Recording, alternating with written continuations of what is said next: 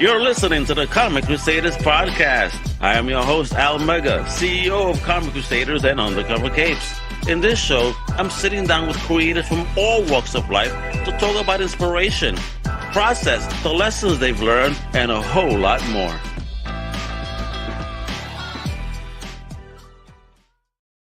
What I mean, this is your boy Al Mega. Welcome to the brand new Comic Crusaders podcast. And today we have a guy that's all about supporting indie community just like we do. I mean, he got a fire project out right now, right? It's about helping indie get on the Roku platform via the Madness Comic Network. Let me introduce this legend, this future star, the messiah of indie comics over here to try to help the community, the one, the only, Pops Van Zant, baby. What up? That's the best intro I've ever had. Best intro ever, hands down. I ain't gonna lie. That was awesome.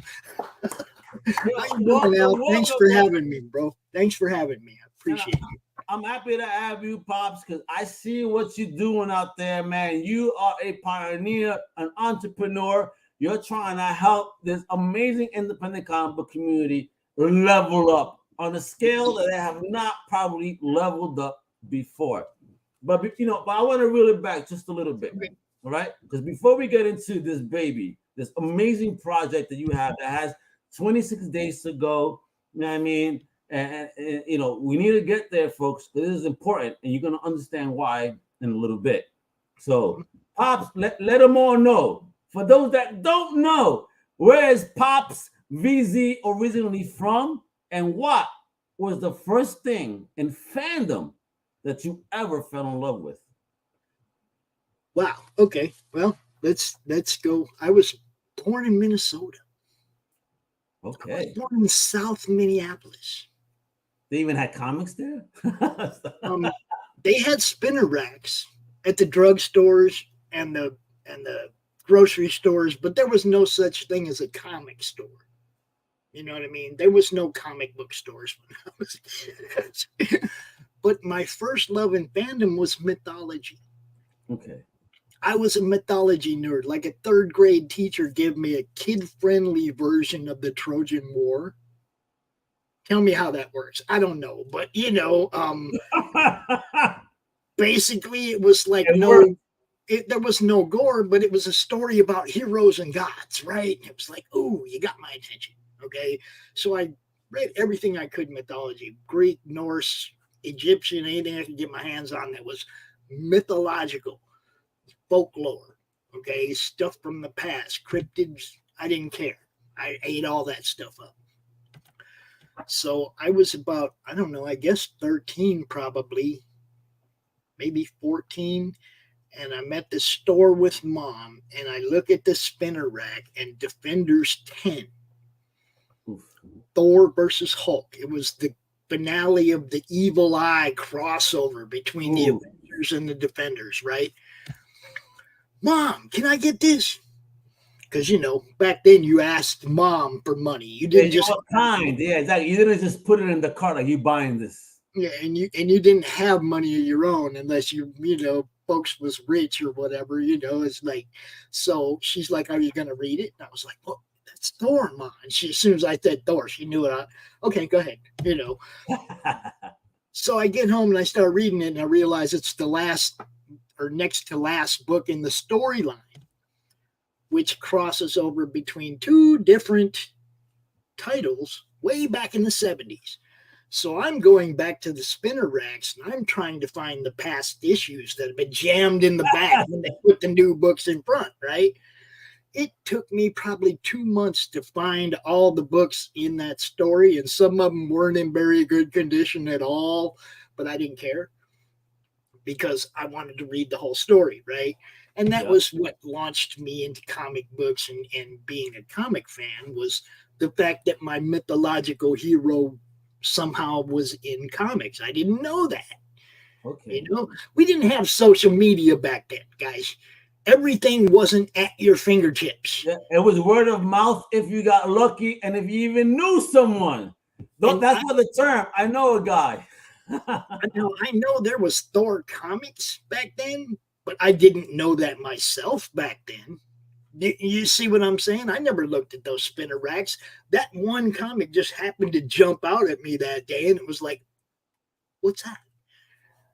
You know, I mean, if I had ever seen that Thor title on one of the books, I'm sure I would have jumped in earlier, but I just, and like I said, we didn't have social media. We didn't have. I get you, bro. I grew up from the cartoon generation, G.I. Joe, Transformers, all that good stuff. Like, who knew that was comic books? When I saw that at the newsstand, I never experienced the spinner rack, folks. Never. I've never experienced the spinner rack experience. Everybody talks about this mythological 7-Eleven spinner rack. Grew up in New York. We didn't have 7-Elevens. There was no spinner rack. It was always, a shelf or a newsstand, and that's that. Period. Yeah, I get it. We didn't have newsstands though. Oh, you see, but I experienced that. My mama was buying me Savage Sword Conan at an age that I should not have been reading Savage Sword Conan. You know what I mean? That's why I love Conan. Like, thank you, mommy. I do hear that. That's awesome. All right. So, what I want to, so you got into your comics and all. So, growing up, you got into your joints. Were you alone? Because, you're telling me you're searching for these books. So, you didn't have anyone to trade with at the time? No tribe? You were a lone wolf geek? I had a cousin when I was older. And, a serious collector as I got older. I had a cousin that was also a serious collector. And, I learned a lot from him because he had way bigger collection than I did. And he'd tell me what was what and what was good to get. And, but that was it. There was no crew. I mean, I was one of them weird kids that fit in a little bit everywhere, but fit out a little bit everywhere too. If you know what I'm saying. I had friends that were jocks because I played football, but at the same time, I had friends that were the guys weed on the canal bank. You know what I mean? I had friends that were everything. I had friends in every circle. It was weird. But at the same time, there were people in every circle that didn't like me because I had friends in other circles. Yeah, just like me. Like I was I was the Uber geek, meaning I love music. You know what I mean? I love my comics. I love movies. I love technology. I love to learn. A big shout out to Angelo. Yo! I was popping, brother. All right. So, yeah, that's what it is, man. I love that. All right. So even though you were by yourself, but you were doing your thing. Yeah, just, evolved. Had a friend who worked in radio back in the day. Got in there, hung out with him a lot, got to be part of what was going on at the radio station, which was fun. Got to meet lots of cool people I never should have been allowed to meet. I mean, I was nobody, right? But I got to hang out with some cool people back in the day. So, it was fun, right? So did that inspire your future journey, just hanging out in a radio station? Well, it made this easier. There's no doubt about that. Coming out here, because like back when I was doing CromCon in the beginning, I didn't know nothing about the tech, but I could sit in this chair and be comfortable talking to people I couldn't see. Okay. You know what I mean? I was already good at that. You were already a pre-podcaster before podcasting. Yeah. We had actually videotaped a couple of our radio shows from the studio way back in the day, dude. Well, even before Howard Stern did that? Before there was YouTube. And we're talking about the 90s. Remember, right? Howard Stern used to record his show from the studio and put that shit, like, at least for me, Channel 9 back in the day. Right. We didn't do it on no network, but we just did a couple of shows where we actually filmed them so we could show people what we did. Cool. What it was like working in a radio booth. I got to interview Foghat live in the studio. They were in the studio with us. They let you interview them even though you weren't part of the radio? Well, I was like, dudes, answer the phone guy. Oh, shit, you're the phone guy? Thank you, phone guy. That's how I won Metallica tickets. So thank you to my phone people at radio stations. it was like this. He was the DJ, but he was also the production manager of the station. So his actual job was making production spots, the commercials and all that kind of stuff. That was his job, right? There's 4 different stations in this building. The only time he can get any work done is on the weekend when there's nobody there. Because there's always somebody barging into the studio where he's trying to get stuff done, right? So he wanted to go in on Saturdays. Well, they said, if you're going to be here all day Saturday, you got to do a radio show. Oh, damn. Well, he's still like, damn it, I can't get no work done if I'm doing a radio show. Hey, Pop, you want to come down here and hang out with me? And answer the phones for me and pull music for me and do all that stuff I would do. And do my job while I do what I need to do. And we were friends. I was like, hell yeah, I want to hang out with you at the radio station because I knew what went on there. People came in there all the time that were cool and dropped off their CDs and stuff. And so you were getting promos. You were getting promo records. Love it. Yes. The ones with the little punch stamp in them, right? They were CDs. It was CDs then, actually. I used to get, I had a friend of mine that was involved in a record pool back in the day. So I used to get those pre-stamped record pool records before they were released to even radio. I used to get such early records, man, like promotional use only. I'm like, yo, my homie hooked me up. Like, I really wish I had those records today. I mean, some of them were major records, major. I know what you're talking about, man. I had a bunch of them, man.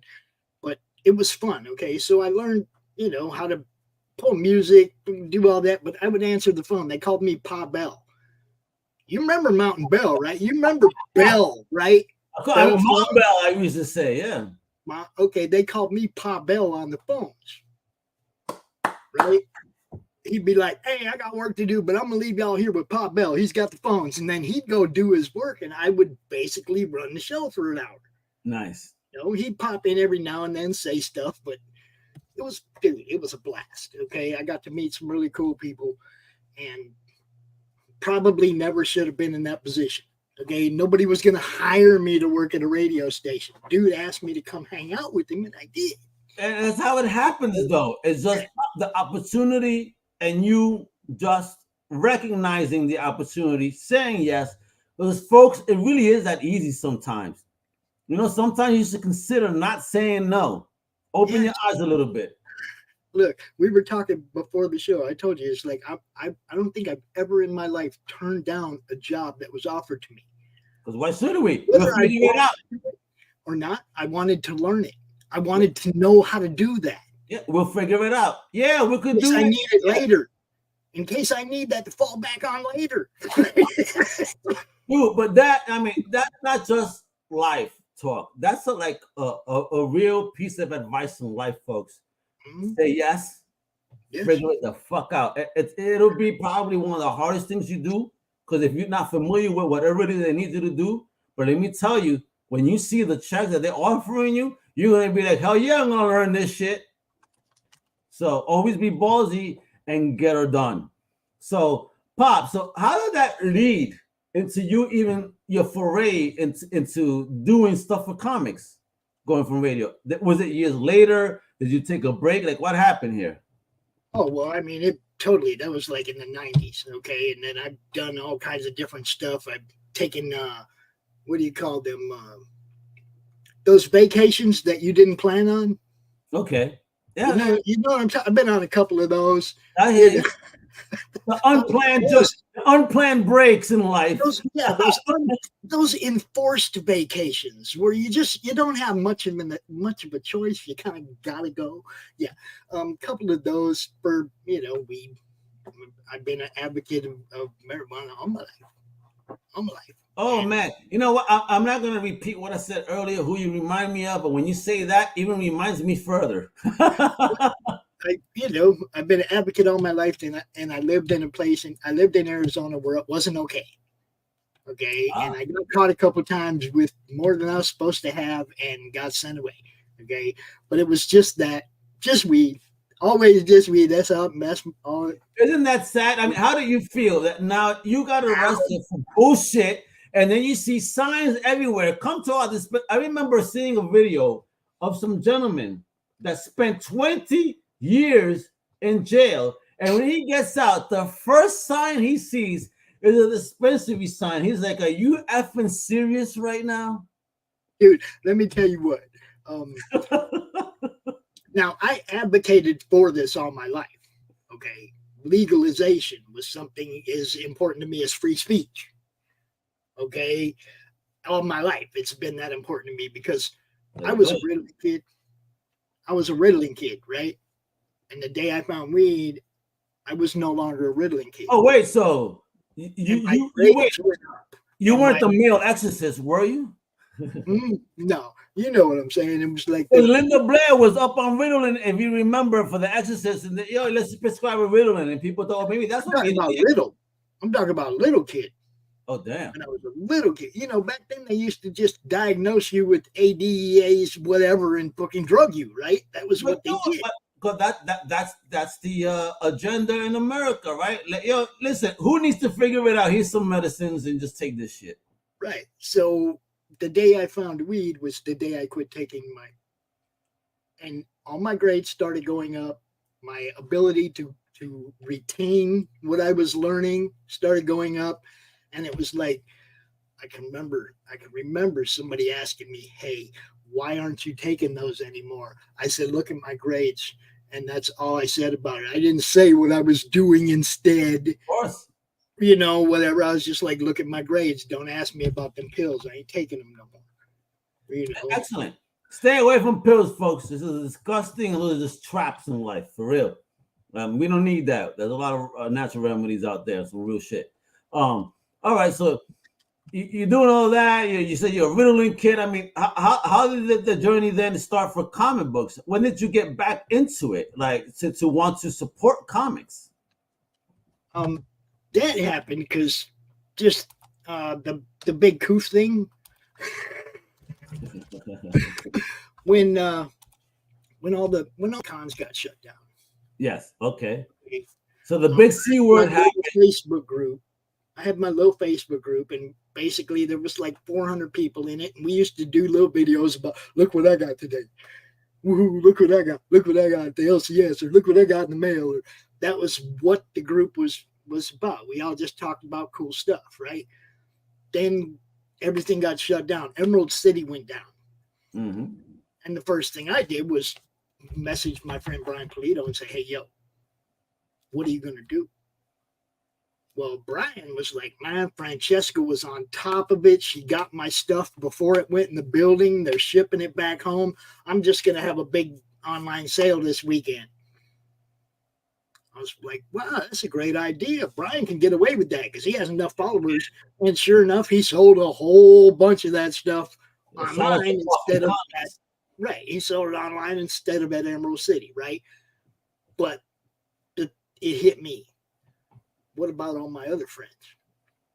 They don't have 50,000 people following them on Facebook or whatever. They don't have the huge family.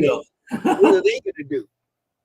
And that was when I turned my little look what I got group into a networking and promotion group. And you've seen what the group looks like. It's nothing but people's campaigns, different people's shows, everything everybody's doing. There's no who can beat who posts. There's no arguments. There's no politics. It's networking and promotion. Yes. Now that group is this month 4 years old, and there's 2,600 people in it. Oh, beautiful. Comic people. I look at every profile of everybody who joins that group and make sure that they like comics. I don't want no fake numbers. I don't want people that don't care. You don't want activists. Yeah, I mean, none of that. It's about on either side. Indie comics, right? It's about you guys. It's about your shows, everything. Okay, Andrew knows. He drops he links his show in the group all the time. I encourage that, whether you're part of our network or not, that you drop the link to your shows in the group so that people see what you do. Beautiful. Okay, now hopefully by doing that for the last few years, some of those guys will bring their shows to the Roku network as well. Oh my God. All right. Before I bring up your Kickstarter, I need to learn a little bit about the origins of that idea. So tell me what happened, Pops, in your brain and in your life that you said, I think we need this. What happened?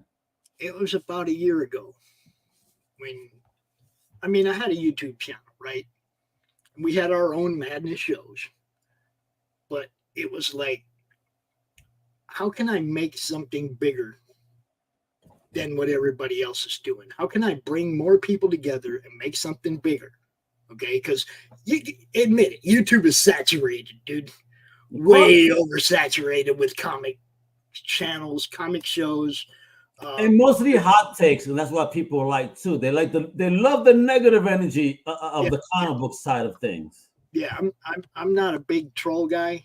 I don't watch shows that troll people or I'm not about the negative side of it. I'm trying to help people sell books. This is why you're here, because you are trying to do good things for the community as a whole, and that's the type of people I want to keep supporting. Like, regardless of what side they're on, listen, fuck the sides. It's about the project. I don't know if you've heard my favorite analogy about the fence. Go ahead. You know how you got a yard with 2 yards with the dog in each yard and a fence in the middle? And that strip right by the fence is bare and clean because them dogs will be running that fence all the time. And you can walk that right there and you won't step in no shit, right? Mm-hmm. But the farther you get away from that fence on either side, the more chance you're going to step in some shit. Yeah. Ain't that the truth, baby? Stay on the middle. Trying to help people sell books. I don't think any of the negative crap helps sell books. It might be funny. It might be getting you likes and views, but I don't think it helps sell books. And what I'm trying to do is help people sell books. Yeah.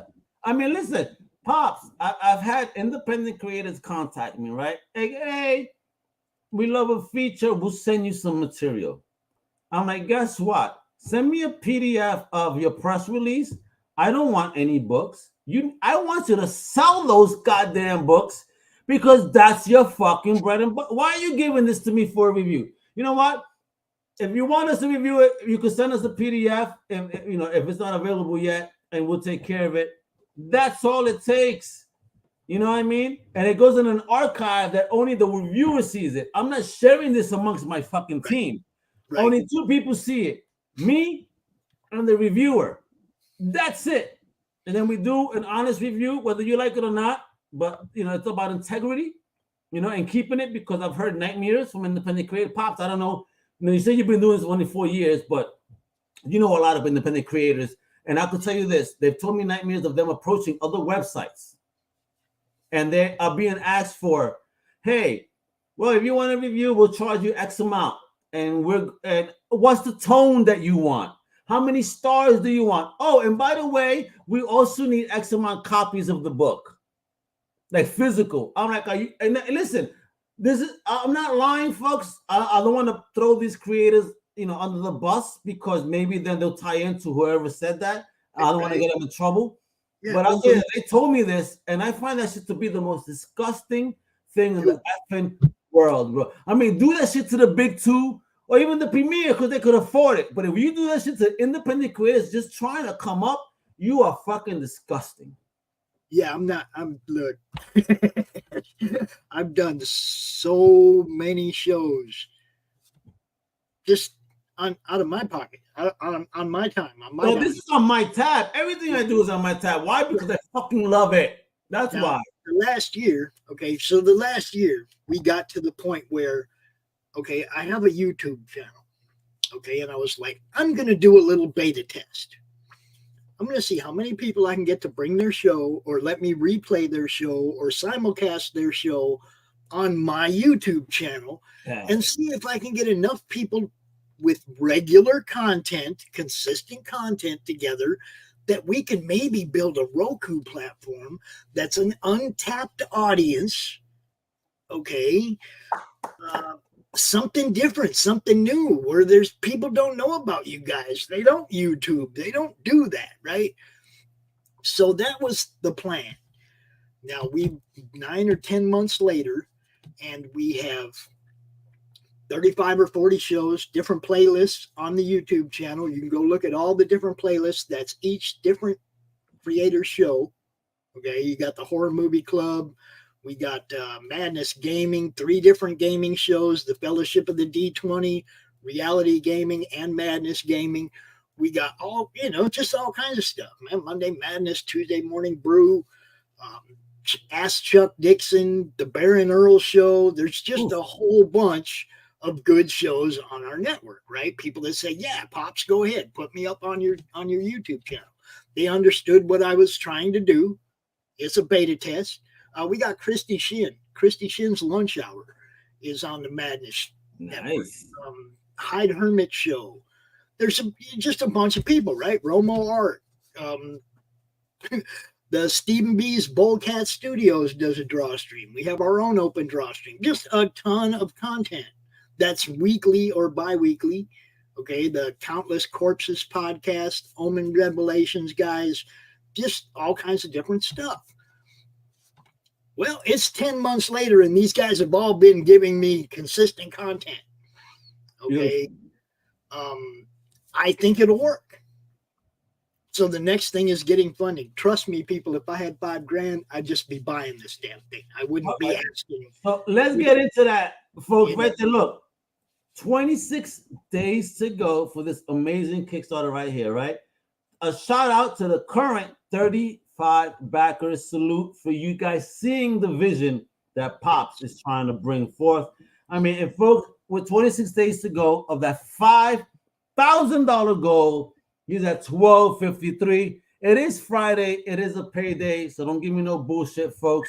If you guys are gonna do some shit, what I mean, F that coffee, whatever.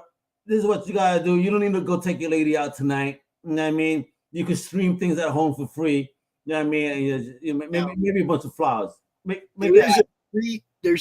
It's a 3-pronged campaign. Okay, there's stuff directed at showrunners to bring your show to our network, which are very basic. Okay. If you want to add your show to our network starting on January 1st going forward, but you don't want to upload any previous content, you just want to start fresh going forward, $25 and you're in. Oh, wait. So you're saying, okay, so $25 for the tier to be part of the network, but the caveat is I don't upload none of these because they could be fresh, new content specifically. That's okay. If you just want to start fresh going forward. Now, if you want us to upload previous content, so you have a library there already on the day we launch, there's 3 different levels of how many videos you can have uploaded ahead of time. Okay. And basically, it's just the more you're making Max work, the more it's going to cost. But it's still a great deal. Okay. If you want to get 500 videos uploaded, if you wanted to upload your whole 500 video collection to our Roku network, it's going to cost you like $225. Well, shit, that's actually not bad price-wise. That's not a bad. I mean, for that amount of fucking videos, you know how much space that is, folks? Yeah. Think about space, and I dare you, look up a video hosting website right now with that amount, and just look at the average size of a video times that amount, and you tell me if they're going to host you. Yeah, it's a lot of work. Okay. So we're trying to build this thing for the content creator, though. You know what I mean? I'm trying to make this affordable. Okay. Max is offering us a great deal to build this. Max Devill from Atrocity Press. He's the guy who built Hart Fisher's American Horrors channel. He built Hart Fisher's American Classics. Okay, American Horror Classics. He's built like 4 other Roku channels. Knows what he's doing. He's offering us a great deal, guys. I'm not kidding. This thing breaks down bare bones. We need $5,000 to launch this thing on the 1st of January. Bare bones. That makes no difference how many new shows, how much work we got to do. Okay, how much work Max has to do. It doesn't matter. If you get in now for this deal, while this deal's happening, you're in. Okay, you're in for the whole year. We're budgeting this for the whole year on Roku. Now, for 1 month, it doesn't cost you $25 every month.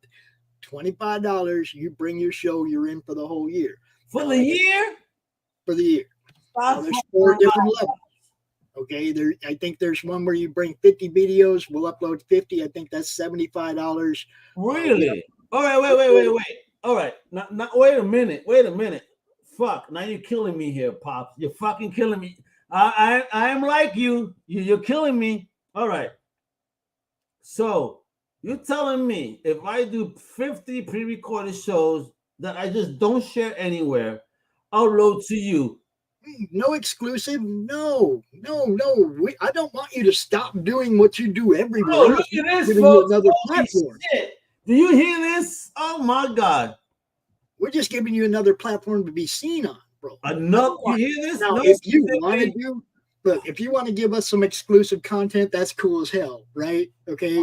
I would want to do that. Absolutely. Because again, I have an idea already in my head. I mean, all right. I need to understand.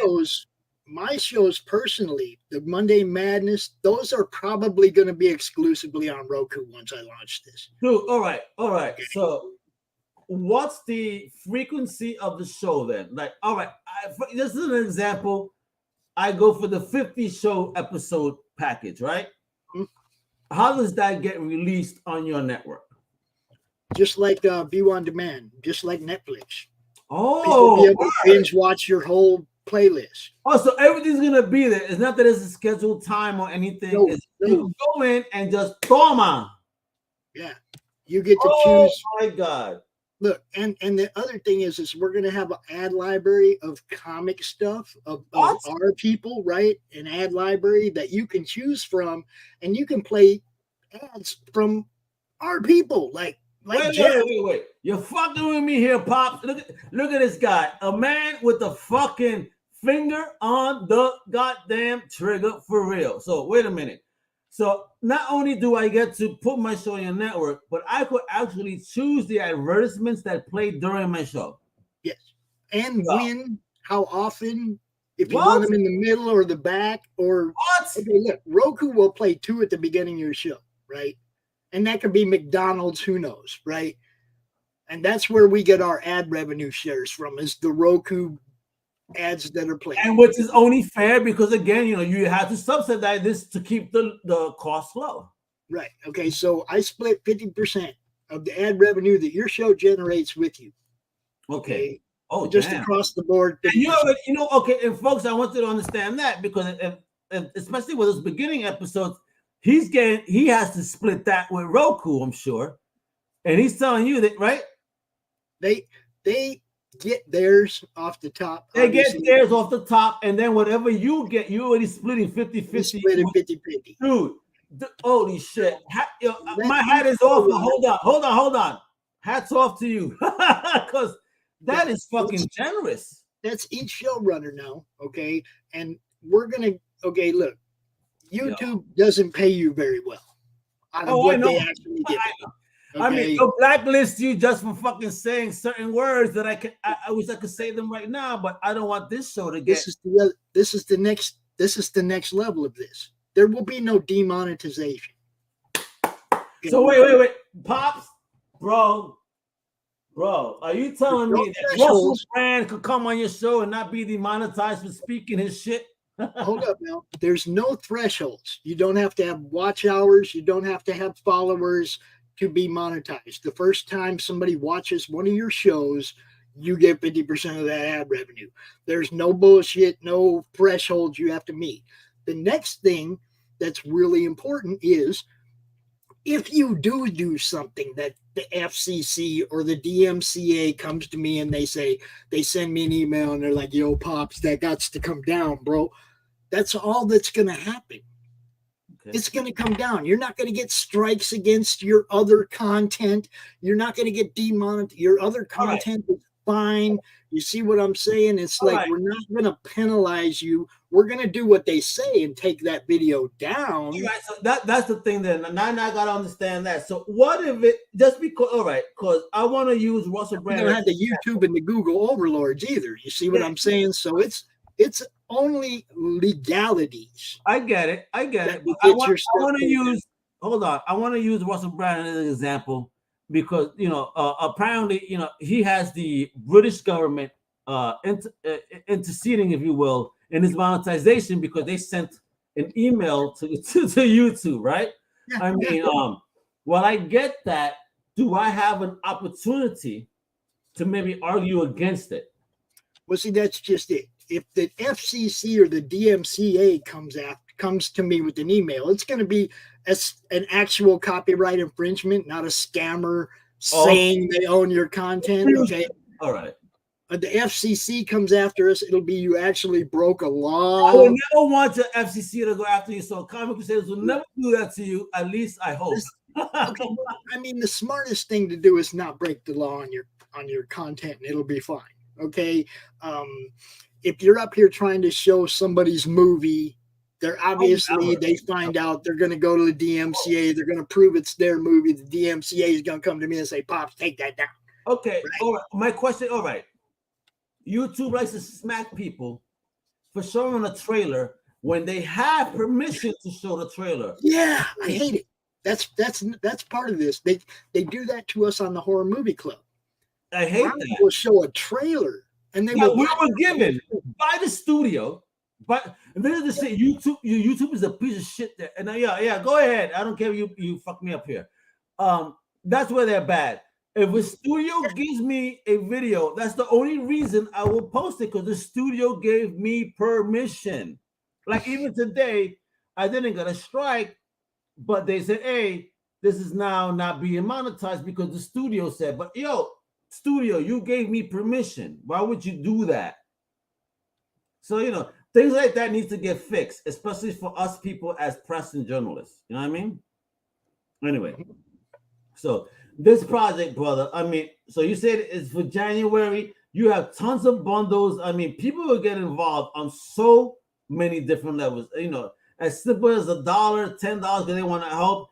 And then also all we did was talk about showrunners. We got 6 different tiers for people who want to be sponsors or bring an ad or have us play their ads on the network. Okay, 6 different tiers for sponsors. If you got a convention, right, that goes off in July, you can play an ad for 6 months on the network. Oh, damn. Right? You can get 1 month, 3 months, 6 months, full year, VIP, which means anything I even think of going forward, you're already in as a sponsor. Wow. So, and I'm always thinking, bro. So, we got a VIP tier for sponsorship.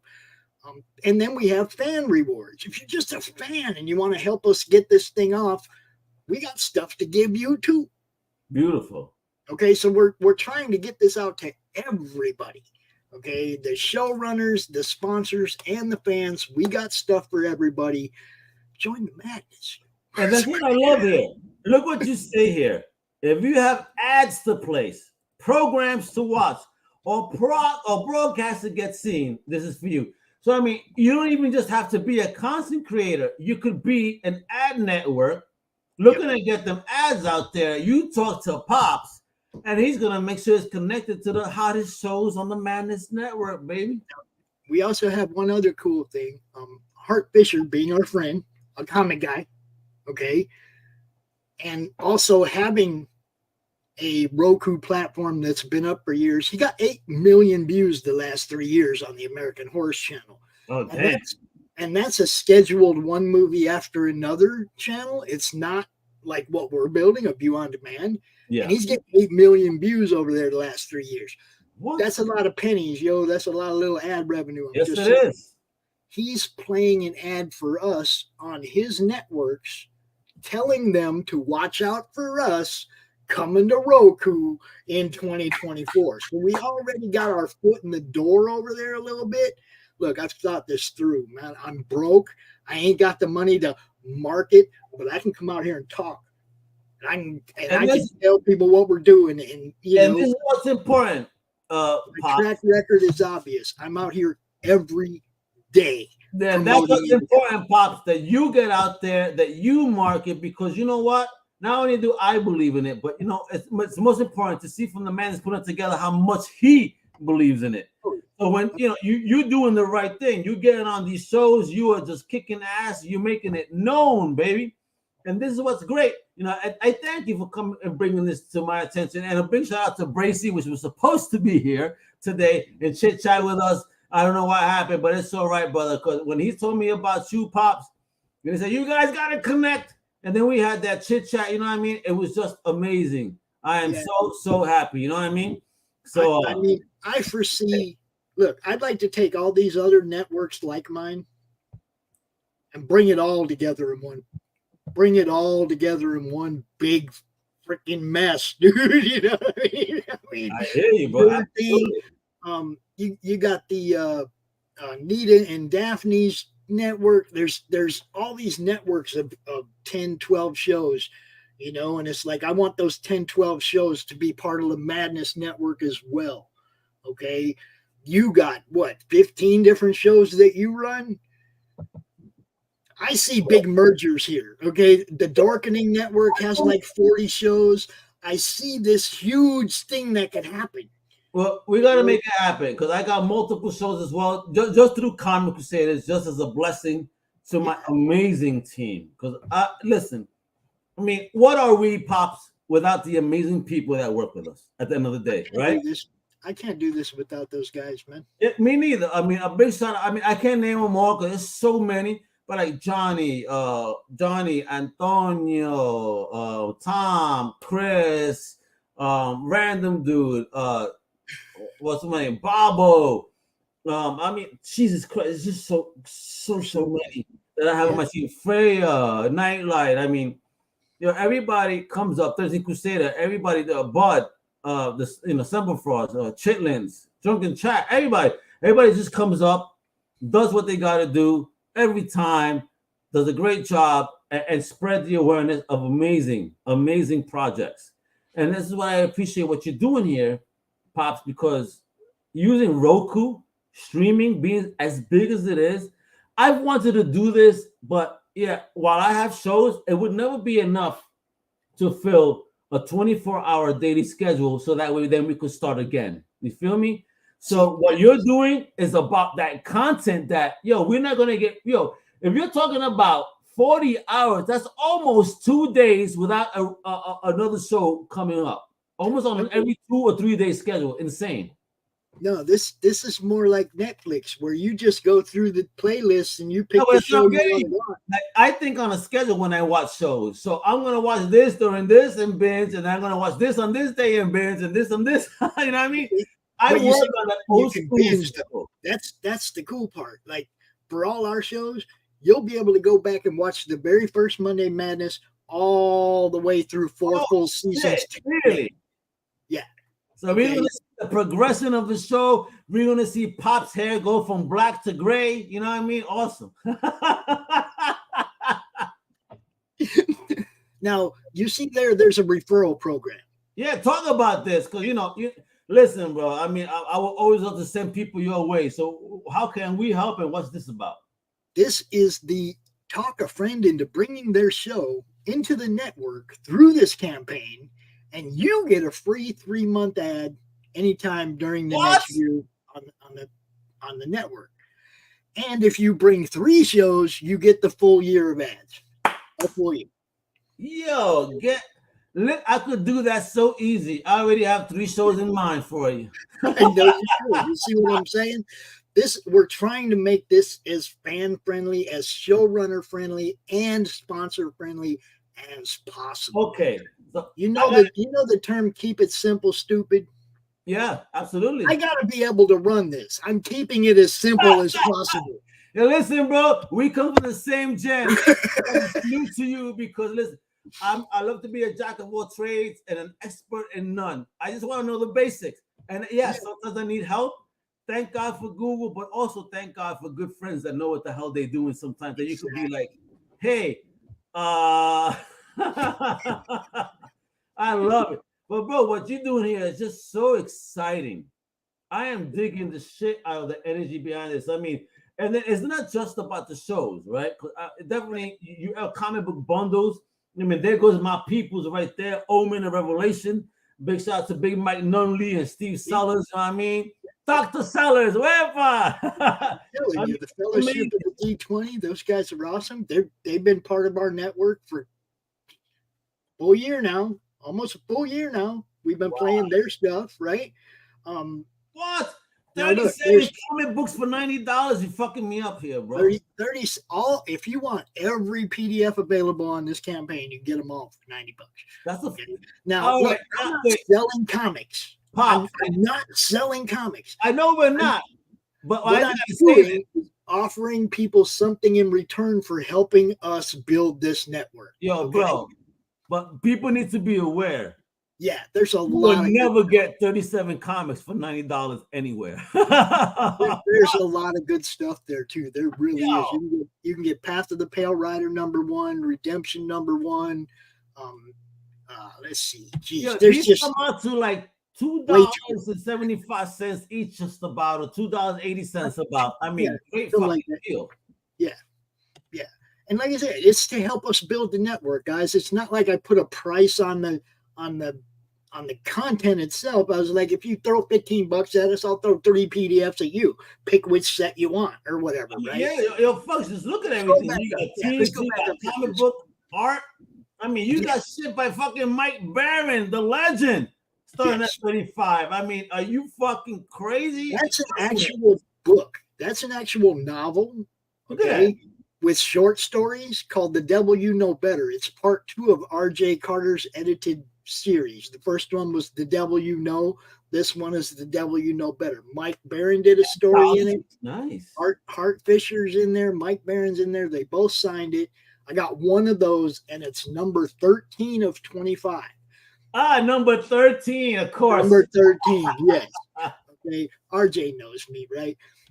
We got an original art piece by Bill Moss. When that one sells, I have another one to put up and another one to put up. We got original art by Jim O'Reilly. When that sells, I got another one to put up. You got t-shirt options. Look at this. Little crochet crumbs that Cindy Koepp makes. Right? They're awesome. Okay, it's limited to 5. Holy shit. 5. Yo, you know how many filmmakers I know? Are you bullshitting me? And are they also up for the opportunity of monetization through their film? Yes, same thing, same deal, same ad thing. They put the ads where they want, as often. If they want them every 30 minutes, if they want them every 15 minutes, that's totally up to them. Yo, Pops, I wish you were in front of me right now. I give you a hell of a hug. I mean, you're servicing all of indie. I'm trying to build us something that's for us, bro. For us. Bro. Look, you can get your movie on Tubi, but there's a million movies on Tubi. Yeah. How are they going to find yours? Okay. This is an untapped audience for us, guys. Okay. When they look at the movie section on our campaign or on our network, when we launch this, how many movies are going to actually be there? Tons, I'm sure. I'm saying there ain't going to be a huge amount of competition. You're not going to be up against premiere movies like you would be on Tubi. You're going to be up here with other people like you. I love it. And folks, look, the breakdown once again, because I need to remind you guys, this is a hell of a project, an amazing project, and yo, to be on Roku on the channel, look how cheap. I have looked into this myself, so I know he's not lying about the cost. So this is an absolute fucking sweet deal. Like, I wish I had a trench coat and just open it like, yo, I got deals for you. Because yo, at $25 for a basic setup up to $225 for 500 videos, I mean, there's no place on earth that you could upload 500 videos for $225. No place. And this is the thing that totally blows me away. Max is building this for us. Okay. Now, if you get in on this campaign, those are the prices. If you come to us after the campaign's over and you're like, hey, man, I really want to get involved in this. Now you're on Max's free time. Oh, this is the time that Max put aside for us. Get this deal now. If you wait and you come to him later, it could cost you 4 or 5 times. Because now you're in his free time. You want him to upload 500 videos next month? Good it luck. Ain't going to be $225, yo. You're going to be on his time now. Yeah, because you know how much time that is? Do you know how much time that is? Shit. That's we already have 2,500 videos to upload. We got a lot of work to do.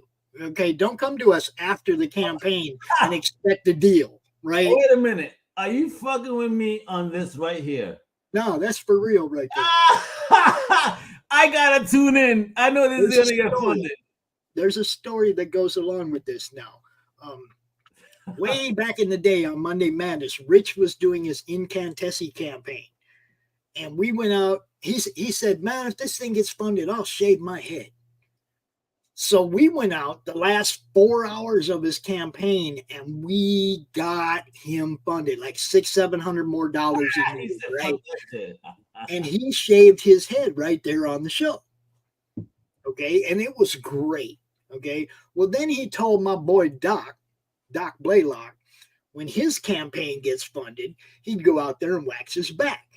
Well, a couple of weeks ago on Doc's show, he went out and waxed his back because Doc's campaign got funded, right? Then he made the mistake of saying that when this gets funded, he'll wax his chest like the 40-year-old virgin. Oh, no, bro. That's got to be worth something just to watch. Pledge now, yo.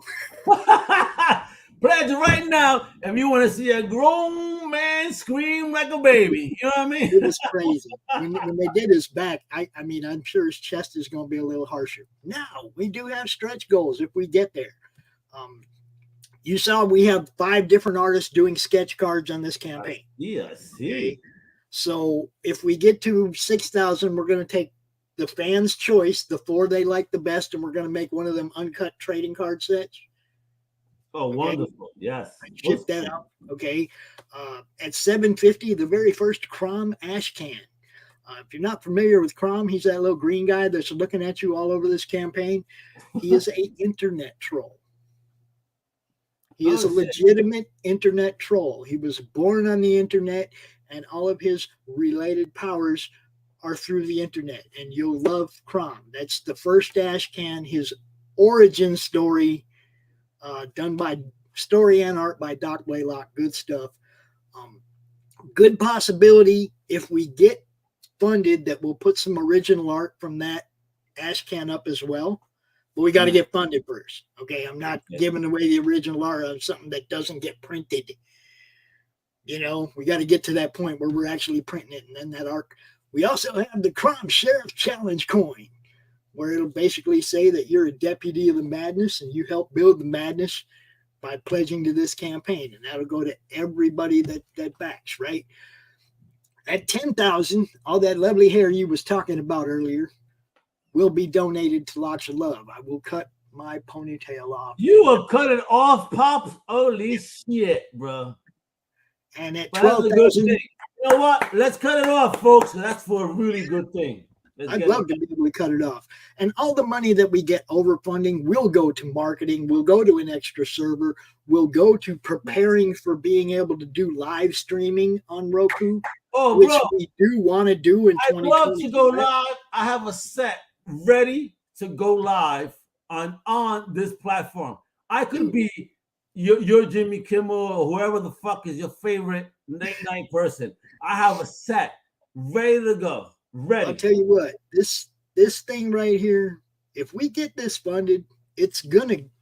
I have total faith in the fact that it's gonna take off because it's an untapped audience. Of course, it's not oversaturated like YouTube. Who wants to fucking go to YouTube or Vimeo to catch all these things, especially when they may be cut off? You go live sometimes and they say something that YouTube considers wrong, and you get smacked in the middle of a show. I mean, that's not even fair.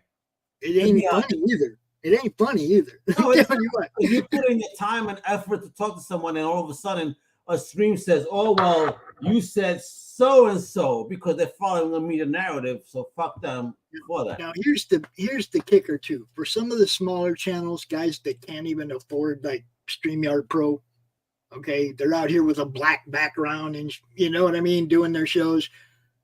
They can use our studio. Oh. Now, you know what StreamYard Pro costs for a year.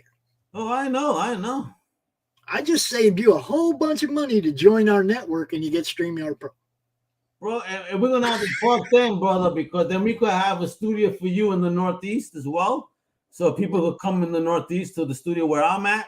which is a content creation studio. I think we need to talk even more eventually, brother, because I think that besides being a member of this, I think I'm going to definitely join up. But I think it could definitely help the network grow even fucking further. It's like I said, man, I see a big merger. If I could get everybody as excited as you are, everybody who has a small network as excited as you are, we could really build something big, man. But I think people are getting their Pops. And again, it's the comics-related madness. I mean, look at all the amazing, just independent creators. You can see a lot of these people on the Comic Crusaders podcast, outside the panels, and of course on the Madness Network. I mean, critical rise. I know me too. I love this community because most of the names you mentioned, I know. Yes. This is such a small but amazing creative community, folks, that you definitely gotta support. I know you guys may love your Big Two and your Premiere, you know, but indie is, listen, the indie guys are the ones that make it to those other platforms that you wind up buying. So why not support them at their very beginning, at their start, especially through something like this, through Madness, because I think Pops is doing something here that is uber special, folks. And again, with 26 days to go, once again, a shout out to the 35 current backers. But it's a $5,000 goal, folks. They're currently at 1253. We have more than enough time to make the goal and go above that. So that way, these amazing creators have an opportunity to further showcase the goods. And I haven't backed the Kickstarter in a while because of a bad experience with Mr. Liefeld. I'll blast you. I never got my effing book. But this one though is something I definitely need to put mine and the Comic Crusaders brand behind wholeheartedly. I put my seal of approval on this. Pops, thank you, brother. Thank you for trying to fucking help the community in a way it hasn't been helped. Thank you for being forward thinking. Thank you for even just doing it. And I mean, at the value that it is, and for such a small investment, the opportunity for monetization. I mean, you guys are gonna make your money back like that, most likely, if you have a great show. I'm just looking at it like this. None of us are gonna get to Roku for $25, guys. None of us. It takes a village, folks. It takes a village, and that's what Pops is forming. The village to bring comic books to the effing forefront of the streaming community through Roku, which everybody knows is the big platform. Who doesn't know what Roku is? Imagine finding a geek network. Listen, not for nothing, but when I go on Pluto, for example, which is what I use sometimes, when I see a geek network that they have, I stop, I view, I laugh. Yes. I'm like, holy shit, this is my people. They're so funny sometimes. So yes. Thank you, Pops, again, being so forward thinking and taking that mission onto yourself. And I want you to know that Mr. Mega right here, my Comic Crusaders and my Undercover Capers, we're all here to support this, to make it happen. So I'm definitely going to be kicking in before it ends. Allow me to my next paycheck, however. I just got a car. That's the beauty about Kickstarter. You can pledge today. They ain't taking no money till the first week in November. Oh, so. I know, but I want to be safe because I got a new car note coming up. You know what I mean? I got the Pink Mobile, so I got to make sure that that's also taken care of. Now, if you do want to talk seriously in the future about, some serious merger type stuff, dude, look, investor to me is the same as a backer. I'm not trying to hoard this to myself. I'm trying to build it. Well, you and me both, and I have other partners, so I think this is where we need to be at. So, folks, I'm going to show it one more time. Please support this amazing Kickstarter right now. If you're a fan of independent creators and comic books, if you're an independent creator with a dope show, if you're an independent creator or a publisher that needs to put some commercials out there, yo, Pops has got your back. And I 100% am with Pops on this. I've been reached out by different people on my team even that say, yo, you got to talk to Pops.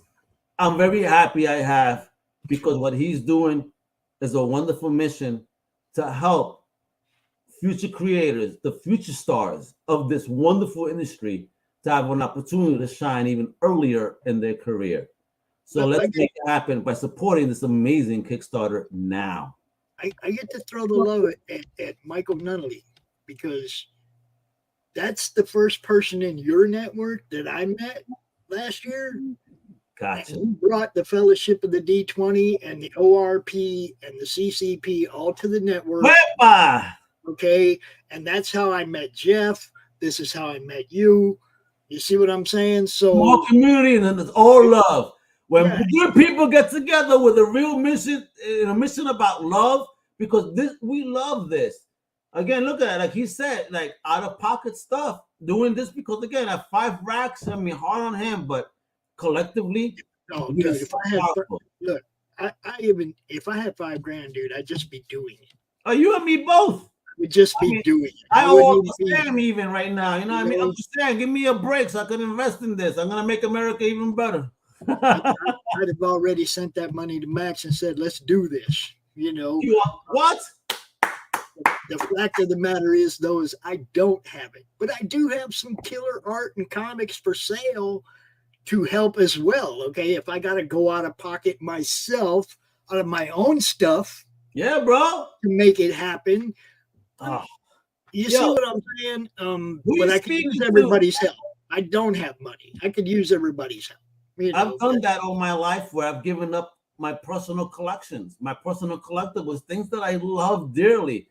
But guess what? It's not about me. It's about the greater good. It's about helping these creative talents, you know, and I mean, many of them is just so amazing. And all they need is that just one opportunity to be seen.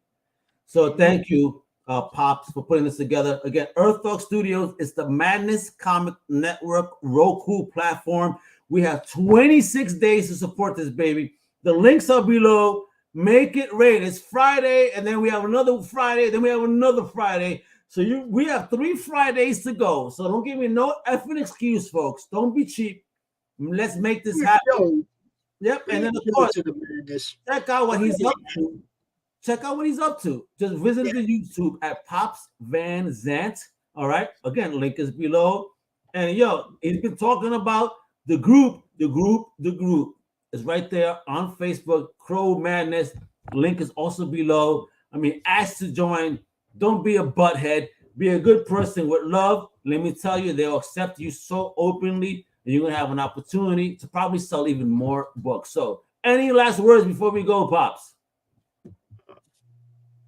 This has got something. This campaign has something for everybody, but the ultimate goal is to level up. The ultimate goal is to go somewhere where it's not oversaturated, where your shows are going to get seen, okay, by people who care. Your ads are going to be seen by people who care, because they wouldn't be watching those shows if they didn't care. Okay, let's put the right ads to go with the shows. Let's put your ads in front of comic people. If you've got a comic store or a convention, put your ads on our network so they're seen by people who actually care about comics and pop culture and whatnot. We picked up 7 new shows already. We have 10 people that have picked up sponsor tiers already. But one of those shows really blew me away. We got a guy out of Arizona called SK Hobbies, and he does RC cars. Builds RC cars and stuff, and his show is about RC cars. He came to the network. Hobbies, movies. We just want it for stuff we love, guys. For the stuff we love. Bring your stuff to the madness. Well, I'm gonna talk to one of my boys, which is an actual filmmaker. He got stuff. I'll send him your way, and hopefully, if you guys can agree to something, I'm pretty sure that he'd be happy to have exposure to his films via the network. So, bro, I'd love to have 15, 20 independent films up there when we launch. Man, that'd be great. Oh, he got some films too. Let's go. So with that, folks, I'm Al Mega with the amazing Pops Van Zant, the founder of the Madness Roku Network. The project is out now, Madness Comics on YouTube. Yeah, get it done. Pops Van Zant, all right? Right there. Brother. Links is below. Show the love. My outfit tells you what to do with the exception of this. Check out my extended family over at Undercover Capes. You got my boy Johnny, you got TDC, you got MPP outside the panels, sloppy spoilers. We got all that good stuff over there. So also make sure to check out those amazing shows that got you covered on all the things that you love. And with that, hasta la próxima. It's TVZ. Hasta la próxima.